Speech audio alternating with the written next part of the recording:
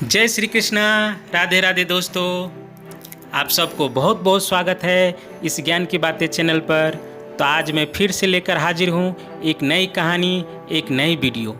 तो आइए बढ़ते हैं कहानी की ओर। एक बार नारद जी पृथ्वी पर भ्रमण करते हुए जा रहे थे। तो एक घर में पति पत्नी उदास बैठे थे। नारद जी ने सोचा ये उदास क्यों है, पूछा जाए जाके। उनके घर पे गए तो पति पत्नी दोनों नारद जी को देख के प्रणाम किया और बहुत खुश हुए।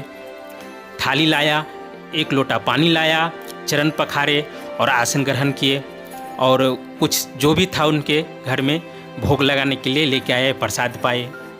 तो नारद जी बोले, तुम अभी बहुत खुश हो, ऐसे ही खुश रहा करो, तुम उदास क्यों बैठे थे? उदास के कारण पूछने लगे नारद जी। तो नारद जी ने बोला,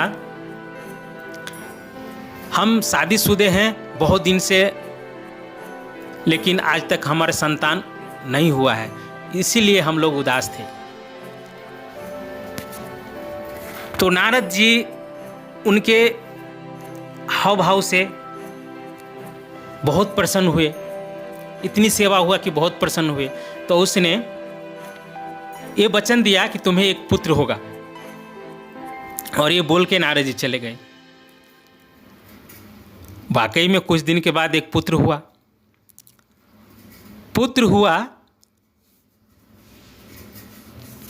तो नारद जी फिर देखे आए।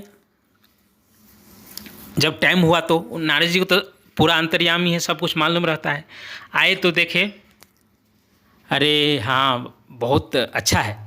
यानी बच्चे जब किलकाली कर रहे थे तो उसके मन में बहुत अच्छा विचार आया कि हाँ चलो कुछ अब मिल के आए। फिर वहाँ पे गए तो देखे तो बोला और बहुत प्रणाम किया और बहुत सेवा सत्कार फिर से हुआ।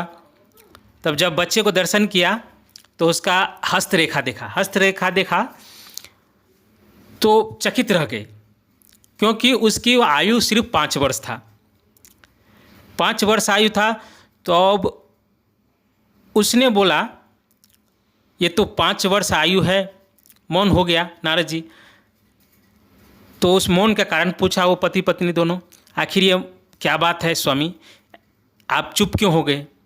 तो उसने बोला इसकी आयु 5 वर्ष ही है, ये 5 वर्ष ही जिंदा रहेगा, 5 वर्ष के बाद मर जाएगा। ये सुन के दोनों भी बहुत व्याकुल हो गए। लेकिन नारद जी बोले ऐसा नहीं हो सकता, मेरा बात मिथ्या नहीं जा सकता। और वो गए शंकर जी के पास। शंकर जी के पास गए तो बोले, प्रभु मैं किसी को वचन दिया हूँ, मेरा वचन फेल हो जाएगा तो आपका नाम कौन लेगा? बोला क्या हुआ है, तुम इतने आज व्याकुल कैसे हो रहे हैं? तो नारद जी सारी बात बताया। भगवान शंकर को तो सब कुछ मालूम था कि ये घटना सब हो रहा है, इनकी आंखों के सामने तो ओझल नहीं था। तो बोला होने का कोई टाल नहीं सकता, उनके किस्मत में यही लिखा है। तो बोला मेरा क्या प्रभु, मैं जो वचन दिया हूं। तो शंकर जी बोले तुम्हारा वचन है।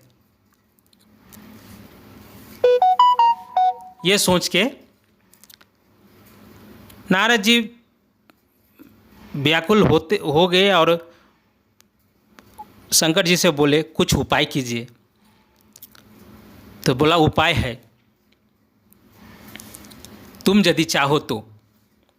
बोला क्या प्रभु? बोला समय पे सब कुछ होगा। तो बोला ऐसे कैसे प्रभु, आप जब तक कुछ नहीं करेंगे उपाय तब तक नहीं होगा। तो बोला समय पे सब कुछ होगा। नारद जी नाखुश होकर यहाँ से चल दिए, उसके घर गए। उसी समय कुछ ऋषि मुनि वहाँ पे से जा रहे थे। तो ऋषि मुनि जा रहे थे, उसी के घर पे अटका। तो वहाँ पे बच्चा खेल रहा था, बच्चा ने प्रणाम किया तो चिरंजीवी भव बोला। तो उसके पिताजी सुने तो बोला प्रणाम किया और बोला चिरंजीवी क्या भव, ये तो कुछ दिन के बाद मर जाएगा। तो बोला ऐसा है? तो उसका हस्तरेखा उसका देखा, पूरा जांच पड़ताल किया, हाथ देखा तो सच बात साबित हुआ उसकी। बोला ऐसा ऐसा होने वाला है। तो उसने बोला ऐसा करो, तुम हमें दे दो ये बच्चा, उसको हम कुछ नहीं होने देंगे। तो बोला ठीक है। अब वो लेके ब्रह्मा जी के पास पहुँचे।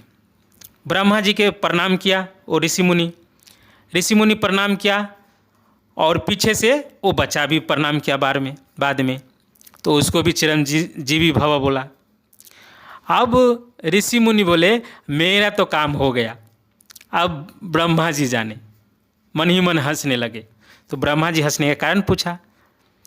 बोला प्रभु, जिसको आप चिरंजीवी भव बोले हैं वो कुछ दिन में ही मरने वाले हैं, सिर्फ 3 दिन रह गया शेष।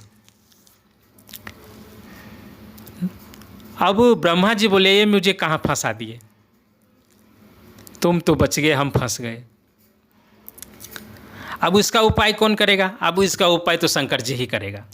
चलो शंकर जी के पास। तीनों शंकर जी के पास गए। शंकर जी के पास जाके प्रणाम किया, फिर ऋषि मुनि भी प्रणाम किया, फिर बच्चा भी प्रणाम किया, बच्चा को भी चिरंजीवी भव बोला। अब ब्रह्मा जी हंसने लगे मोह में। बोला अब हम भी तो बचे, अब शंकर जी जाने। शंकर जी बोले तुम क्यों हंस रहे हो? तो बोला ये बच्चा आज भर जिंदा रहेगा, कल मर जाएगा। अब तो आपके ही जीवन काल उसके हाथ में है, हम तो बच गए। अब कुछ होगा तो कहेंगे शंकर जी वरदान दिए थे चिरंजीवी भव, अब आपका नाम खराब होगा। शंकर जी बोला कुछ नहीं होगा, और उस बच्चे से बोला ये शिवलिंग है, शिवलिंग पे बेलपत्र चढ़ाते रहो और ओम नमः शिवाय का जाप करते रहो। बच्चा वैसे ही किया।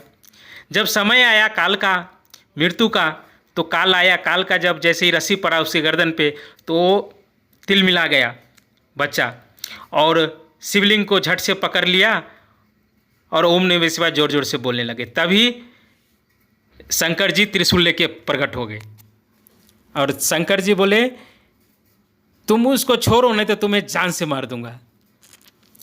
यमराज जी बोले प्रभु ये लीला तो आपका ही रचाया हुआ है, फिर मुझे क्यों मार रहे जान से, ये तो आपका ही है किया धारा सारा।